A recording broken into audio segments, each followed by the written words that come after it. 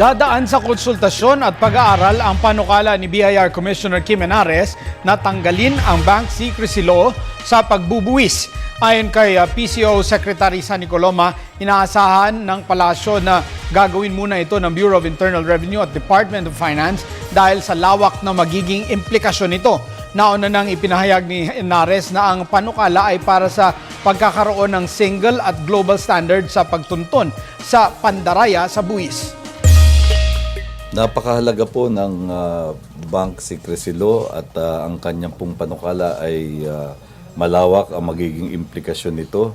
Marami pong mga may taya dyan o stakeholders.